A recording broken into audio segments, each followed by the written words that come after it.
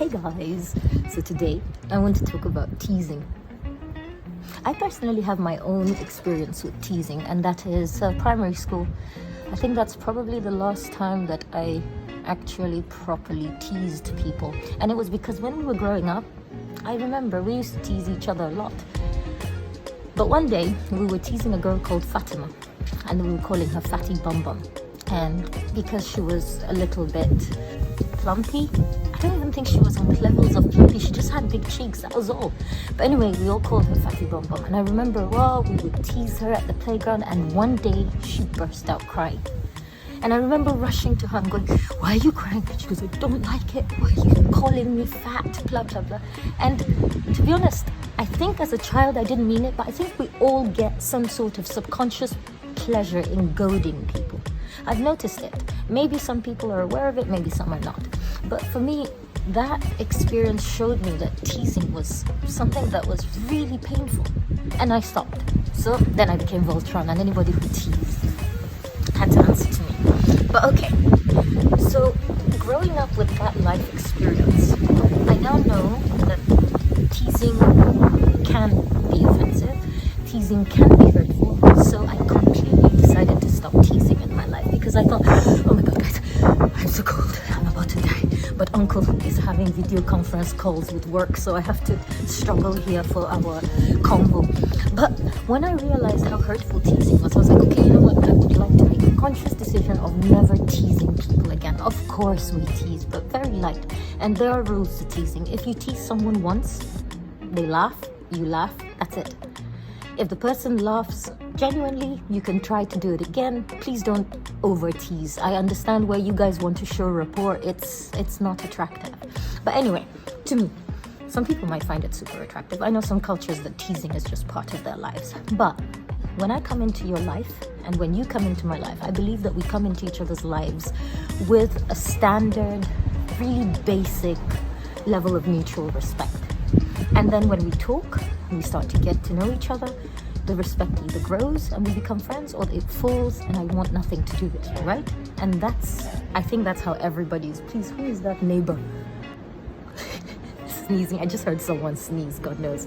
Anyway, and so you have a basis of sort of mutual respect. And when you're getting to know someone, that's the time when you set your boundaries. So for example, me, if you tease me and I tell you, you know what, I don't like it, just don't. That's it, move on. We've moved on. No harm done, I'm totally okay.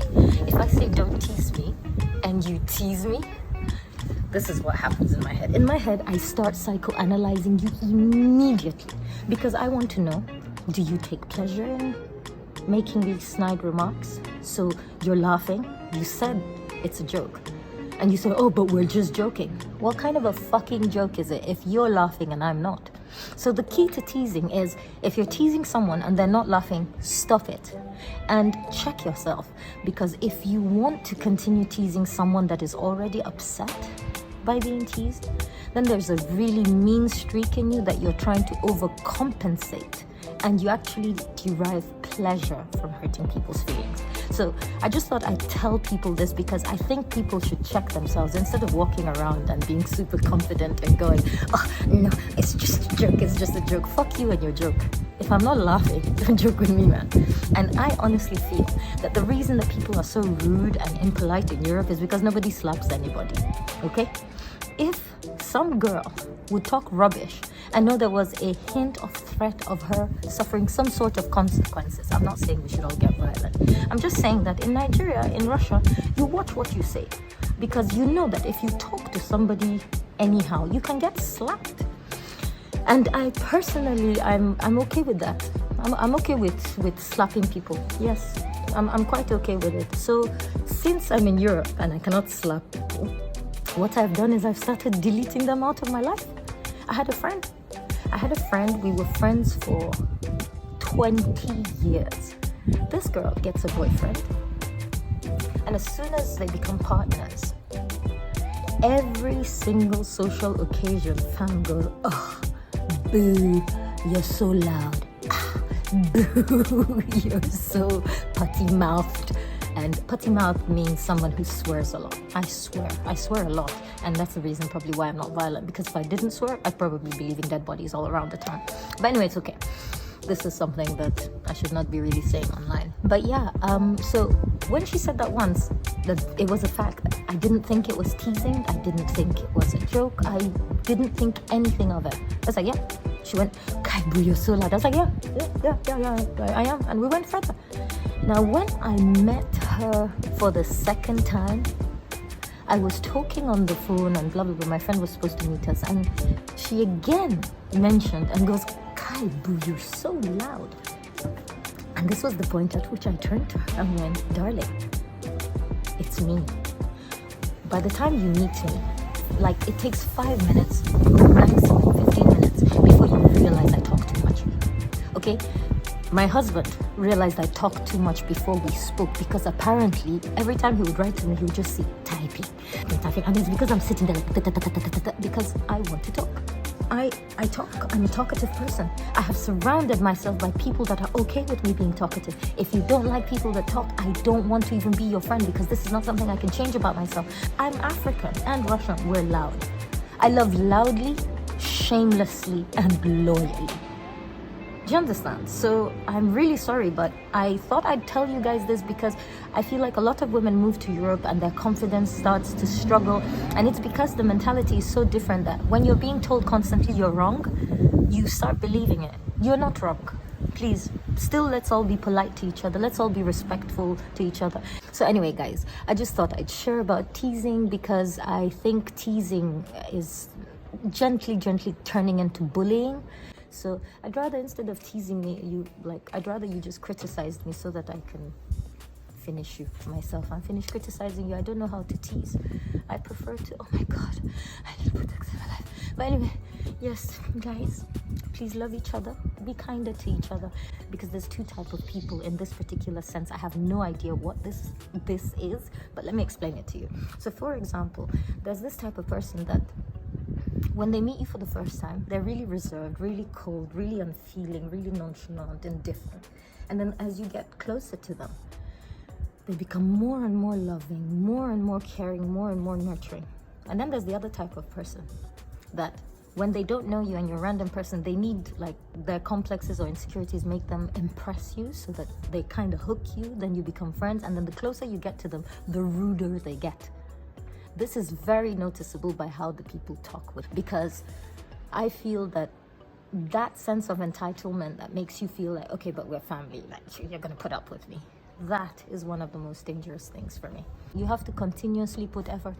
And if you think getting closer to somebody, this is a license for you to become rude and I don't know, condescending or snarky, or like allow you to drop snide remarks, please. That's not what closeness is. So if that's closeness for you, I have my own rules, and that is why we will not be close. I don't want anybody to follow my rules. I just want people to come into my life and we discuss how it goes. But you will not come into my life and start imposing your importance in my life. My life is where I choose who is important, the people I spend time with, how I spend this time. I also do not spend mediocre time. I also dumped friends that just sit down and constantly sit on their phones. I don't have any friends now that use their phones constantly. If I meet up with friends, we put our phones on the table until the food comes, then we snap, but we're talking. Like, I don't even understand why you would sit down and come from another town and say you want to meet up with me for coffee, and then we'll sit for an hour having coffee and I'm just watching you play with your phone. I don't have time for this. No. It's either quality time or nothing at all. I think that if we decided what we wanted, if we knew what we wanted, like, properly, we'd have less issues in life. Because sometimes my biggest problem is I think I want something, but perhaps I don't want it, and then later when I decide I did really want it, it's not there anymore. So yeah, anyway, I hope my rant has helped you guys. I was very irritated today with this social distancing and everything. I don't understand. I was standing 2 meters apart. We were standing 2 meters apart with everybody at Tesco's people. 2 meters apart. And then as soon as they enter the store, everybody is trying to slide their arm past your face. Fam, what's going on? So I think we're just like the morons, the good people. They're all there, choosing friends, during choosing partners. It's a very difficult thing in life, but if you follow some guidelines, and those guidelines are all based on you, you'll be fine. Don't sit down and take guidelines from other people. Every bit of information you gain, listen, process, research, and then use it. And I'll leave you with one last thing. For me, words and anything that comes out of your mouth is a form of communication. If I ask you, oh, why did you say that? Because something has made me uncomfortable. If you say, I don't know, then that doesn't cut it with me. There was something you were trying to communicate. It might be subconscious, it might be conscious, but you better get with it and you find out why you said that. And if you can't find out why you said that, then we should not really be close together because you're not mindful enough to be my friend. I'm sorry. I would love to be treated the way I treat people. And I'm surrounded by the most amazing friends, but we grew together and we are growing together. If I read a book that I think is amazing, they will read the book. If she reads a book that is amazing, she will send it to me to read. But then when you're sitting there and you want to gain in the relationship, but you don't want to give, it just won't work. For all of you friends that decide like, oh, to become super religious or to go vegan or to become vegetarian or to change your lifestyle somehow, if it affects me in any way, you better warn me about it.